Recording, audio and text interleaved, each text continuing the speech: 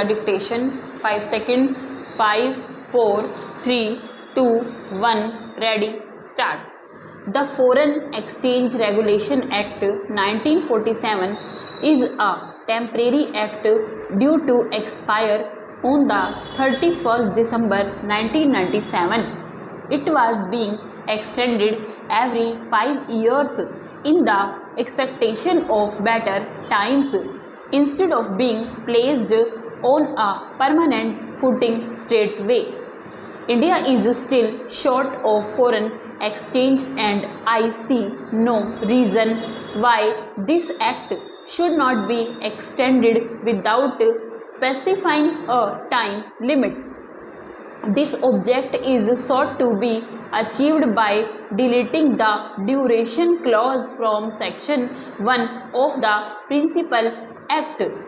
While this is the main purpose of the bill, I have taken this opportunity to improve the working of the Act by bringing about certain other amendments. One such amendment relates to the enforcement of foreign exchange offences. As in the Sea Customs Act, my idea in the present bill is to create an adjudicating machinery to deal with some of the major offences arising out of the Foreign Exchange Regulations Act. The machinery of adjudication is detailed in clauses 16 and 17 of the bill, which provide for a director of enforcement for initial adjudication and an appellate board to hear cases of appeals against the orders of the directors. The main reason for creating such a machinery is that we have not been particularly successful with the prosecution of offenders in the courts of law for various reasons. The chief hurdle in establishing a prima facie case in a court of law against the suspect is the want of missing links of documentary evidence and the difficulty in obtaining them from countries outside India. Invariably, the documents obtained from various sources furnish incomplete data, and further documents are required for establishing a prima facie case in a court. Normally, transactions contrary to the regulations are undertaken by persons in India with the direct or indirect collaboration of persons, firms, or corporations resident outside India. It has been found difficult to secure cooperation or assistance in procuring incriminating documents against the suspects from their foreign collaborators, and even when obtained they are generally colored and not factual. Banks in foreign countries are under Bank of India with statements of accounts maintained by the suspects. There is no provision in the Act empowering the Reserve Bank to direct any party contravening the regulations to repatriate the foreign exchange outside India.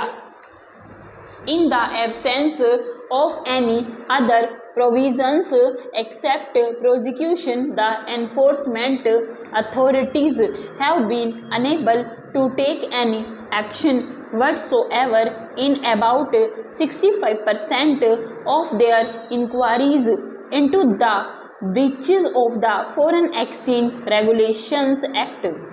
This is reflected in the figures of prosecution so far undertaken. Between 1989 and 1996, when the investigation and enforcement work was with the Reserve Bank of India, about 200 cases had been investigated other than gold smuggling cases. 66 cases were put in court, out of which 60 ended in conviction and the remaining 6 in acquittal. In the absence of any provision for adjudication, no action could be taken by the Reserve Bank in respect of 140 cases. As the Reserve Bank was unwilling to handle these cases on behalf of the central government, which the bank had done for about 7 years, an enforcement unit was created in the Department of Economic Affairs on the 1st of May 1996 under the director of which since then 832 cases have been taken in hand, out of which prosecution has been launched in about 33 cases and investigation completed in 170 cases. In the vast majority of these cases, difficulties are being experienced as legal evidence is not sufficient for successful prosecution. Our experience, therefore, suggests that these difficulties are likely to be minimized to a considerable extent if the proposal in the amendment bill to proceed against parties before an adjudicating officer is accepted. There is already an enforcement unit functioning under government with a director as its head. The bill seeks to vest him with the authority to adjudge some of the major offences and impose penalties not exceeding 3 times the value of foreign exchange involved in the violation, or rupees 5,000, whichever is more.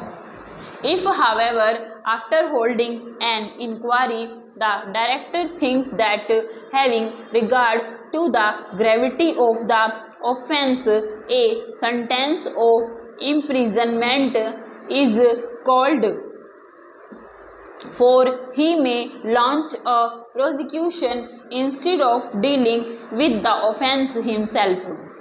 An appeal would lie from his decision to an appellate board consisting of a chairman and another member to be appointed by the central government.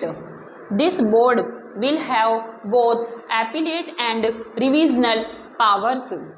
In clause 17 of the bill, it has been proposed that if any person fails to pay the penalty imposed by the director or the appellate board, he can be prosecuted in court. This has been suggested to make adjudication effective, particularly in respect of repatriation of foreign exchange.